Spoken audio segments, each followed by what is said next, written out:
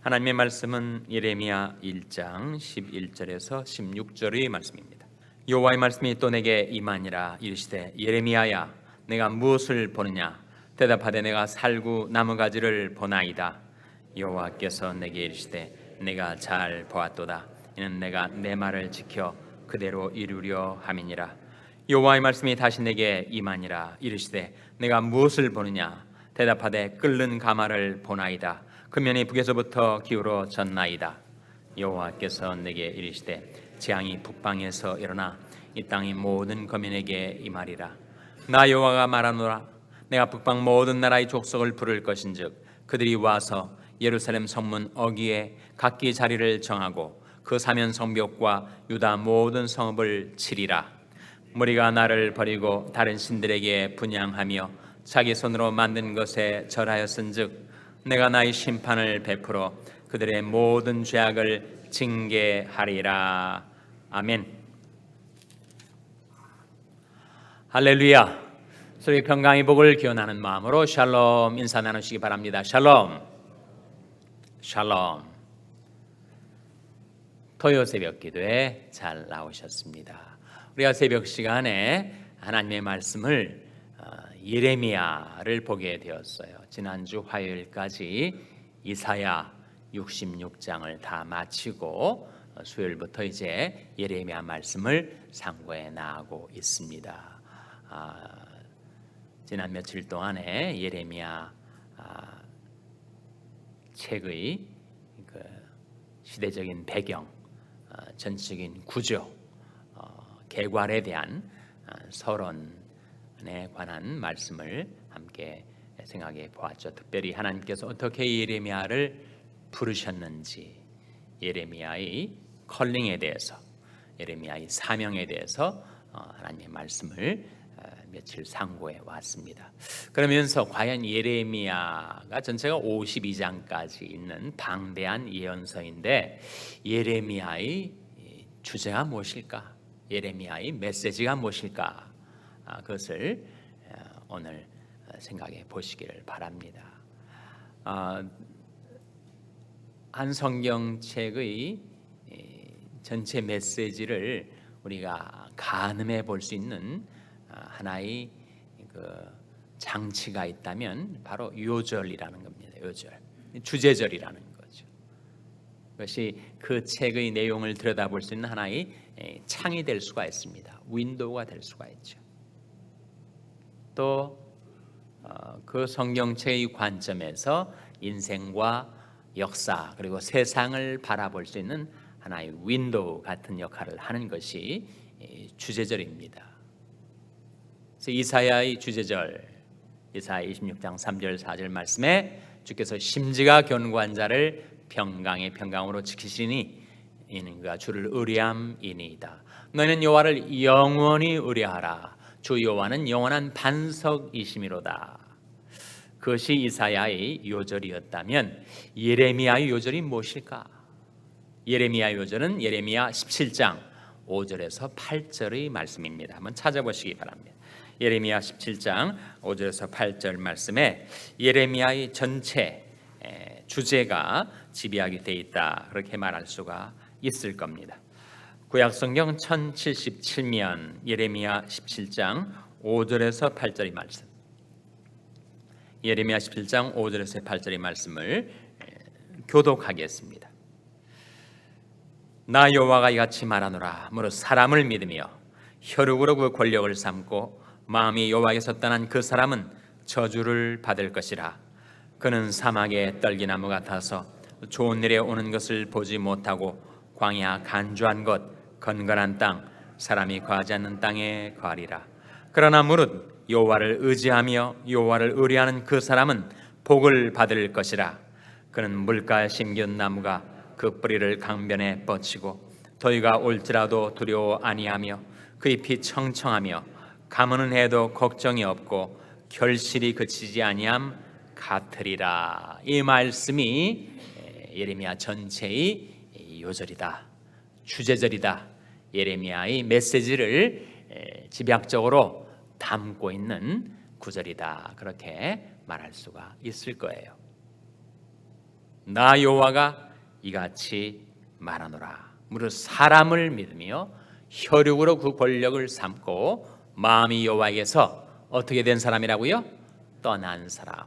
사람을 믿으니까, 혈육을 믿으니까, 재물을 믿고 명예를 믿고 권세를 믿고 자기 건강을 믿고, 거기 사람, 거기 혈육 속에 다른 사람 말고 나 자신도 포함되어 있는 거예요. 내가 나 자신을 믿으면 어떻게 되는가? 나의 실력, 나의 능력, 나의 건강, 나의 재물, 나 자신을 믿다 보면 하나님을 의지하는 마음이 점차로 엷어지고 흐려지게 되겠죠. 그래서 결국에는 그 마음이 하나님을 떠나버린단 말이에요. 굳이 하나님 의지하지 않고도 내 인생을 성공적으로 영위할 수 있을 것 같아요. 그렇게 되면 어떻게 되는가? 잘 나가는 것 같은 인생도 점점 더 몰락해 간다. 하나님을 떠났으니 그 인생이 어찌 잘 될 수가 있겠는가? 그는 사막의 떨기나무 같아서 촌내에 오는 것을 보지 못해요. 아니, 왜 이렇게 일이 콱콱 막히는 걸까? 왜 이렇게 내 인생이 잘 안 나가는 것일까? 그런 한탄이 절로 나오게 된다는 겁니다. 그래서 하나님을 떠나 저주받은 인생처럼 된 사람, 그는 사망의 떨기나무 같아서 좋은 일에 오는 것을 보지 못하고 광야 간주한 곳, 건건한 땅, 사람이 거하지 않는 땅에 거하리라. 그러나 반면에 여호와를 의지하며 여호와를 의뢰하는 그 사람은 뭘 받게 될 거라고요? 복을 받게 될 거라. 하나님을 의지하고 하나님을 의뢰하고 날마다 하나님께로 더 가까이 나오고 하나님의 영광을 위해서 살아가는 그 사람,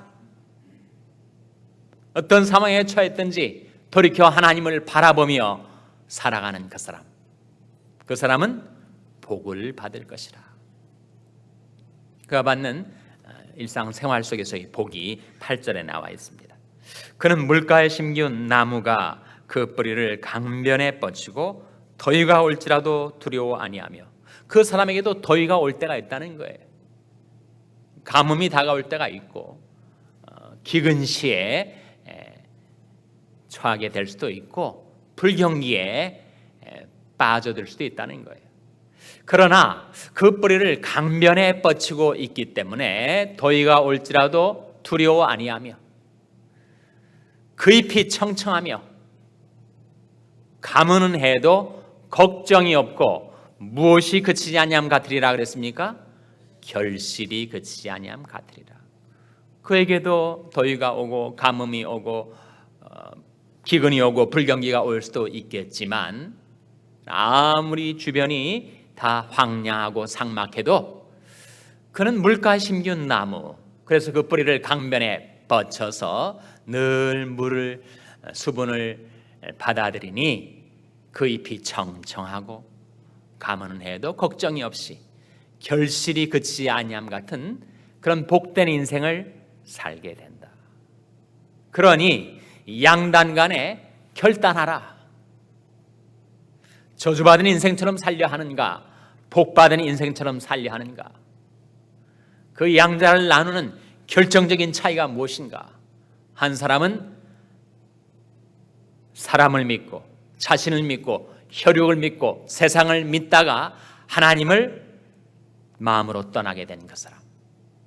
다른 한 사람은 비록 환경이 어렵고 자기가 처한 인생의 조건이 어려워도 여호와를 의지하고 여호와를 의뢰하는 그 사람, 그 사람은 복을 받아서 그는 풍성한 결실을 맺는 인생, 하나님께 영광 돌리고 자신은 복을 받는 인생을 살게 될 것이다.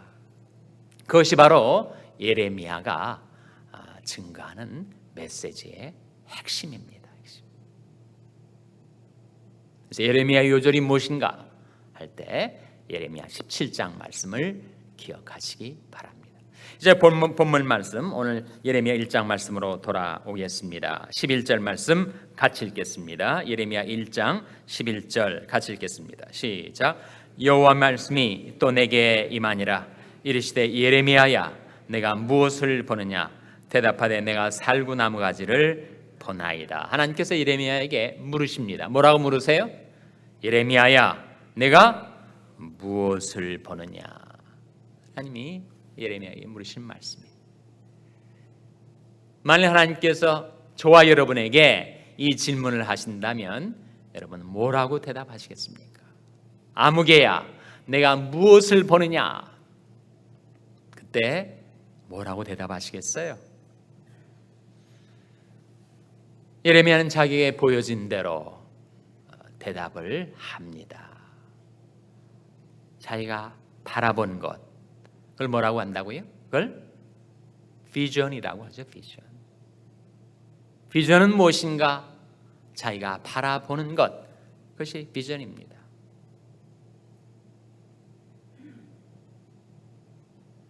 하나님이 보여주신 비전과 드림, 이상과 환상, 하나님이 예레미야의 눈을 여셔서 보게 해주신 것이 있었는데 내가 무엇을 보느냐? 그의 답변이 내가 살구 나무가지를 보나이다.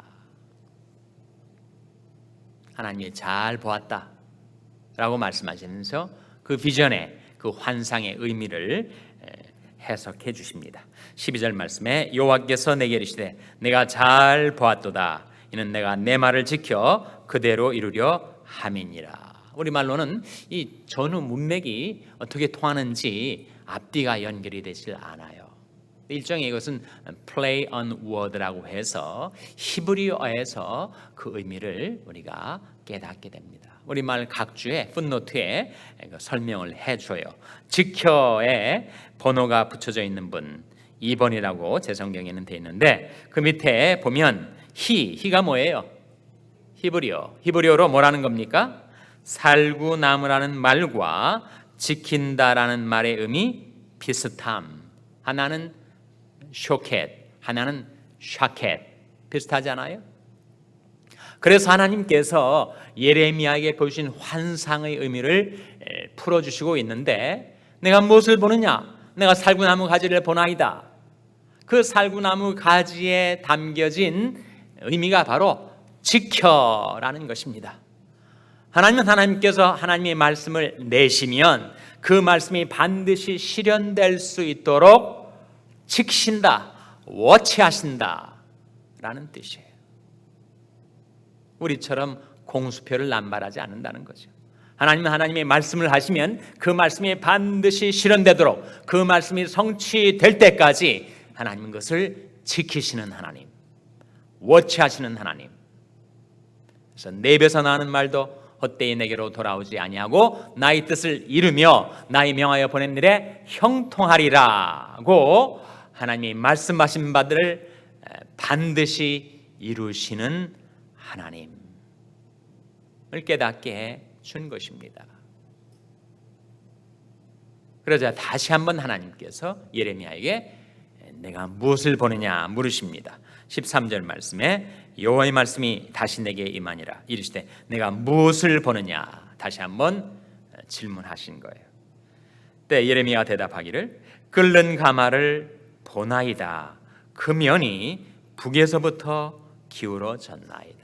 그 환상 가운데 보니까 하나님이 보여주신 비전 속에 펄펄 끓는 가마가 보이는데 그 가마가 북에서부터 남쪽으로 면이 기울어져 있어요. 한순간에 그 가마가 뒤집어지면 그 펄펄 끓는 뜨거운 물이 다 남쪽으로 쏟아지게 돼 있는 비전이었습니다. 그 비전의 의미를 하나님이 또 예레미야에게 밝혀주십니다. 14절 15절 말씀에 여호와께서 내게 이르시되 재앙이 북방에서부터 일어나 이 땅의 모든 거민에게 임하리라. 나 여호와가 말하노라. 내가 북방 모든 나라의 족속을 부를 것인즉 그들이 와서 예루살렘 성문 어귀에 각각 자리를 정하고 그 사면 성벽과 유다 모든 성을 치리라.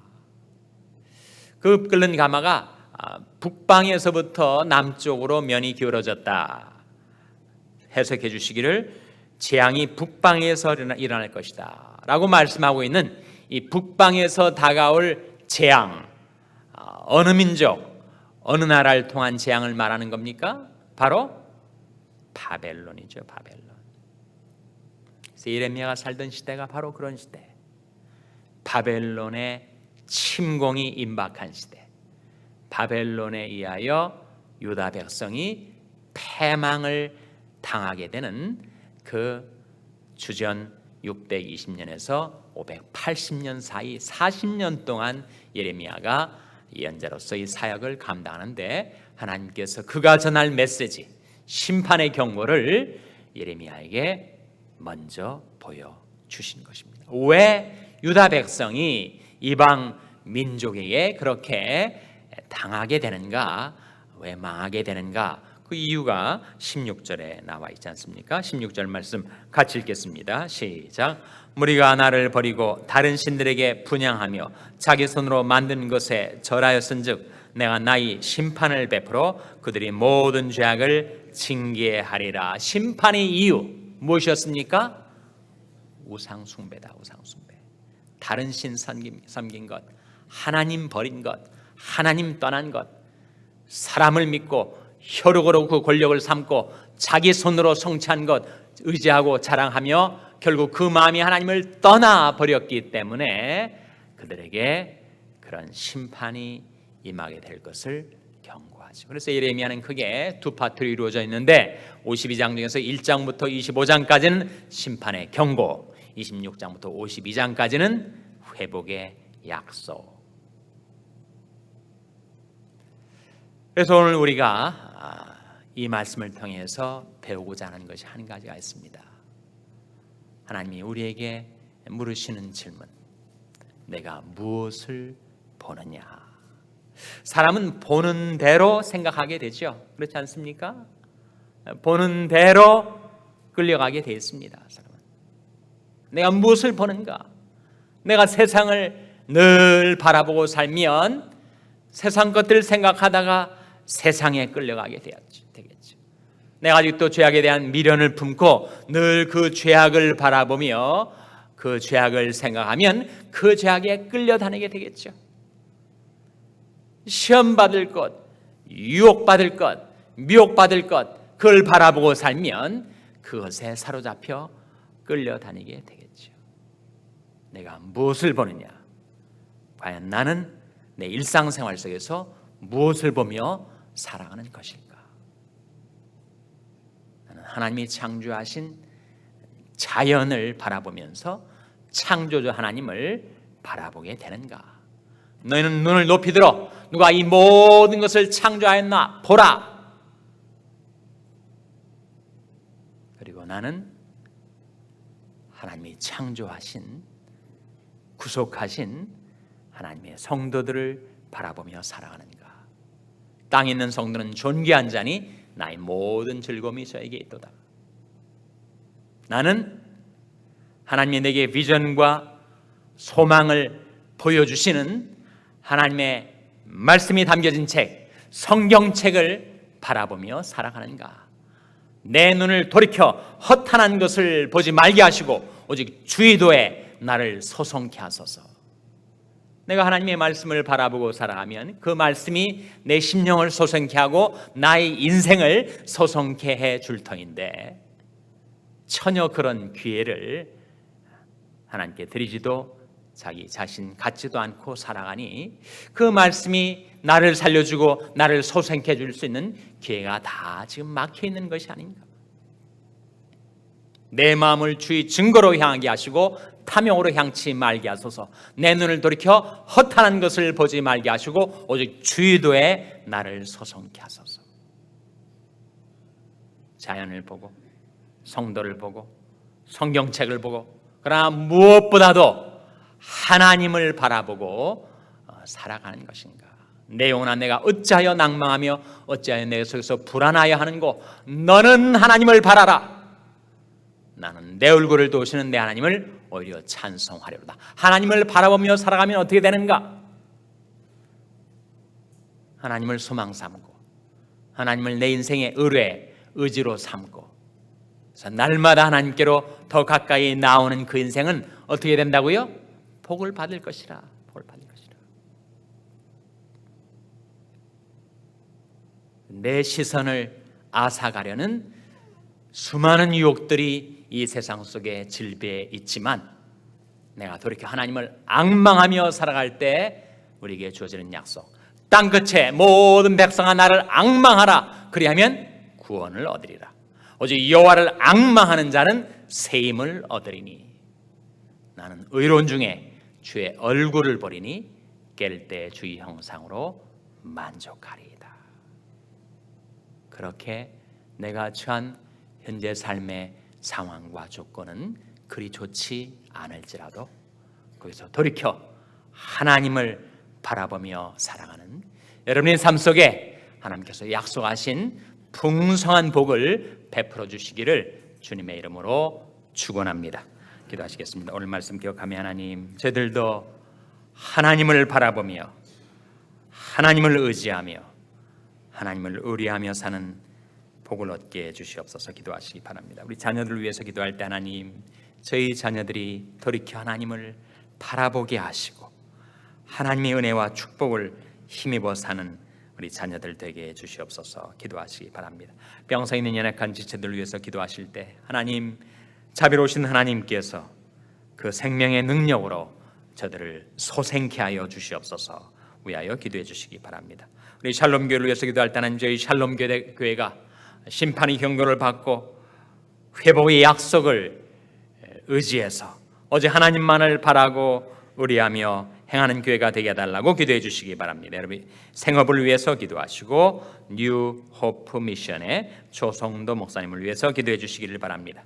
하나님, 이 아침에 하나님 앞에 나온 저희들 하나님을 바라보니 성령으로 충만케 해주시고 사명 감당케 하여 주시옵소서. 이런 제목들로 우리 합심해서 기도하겠습니다.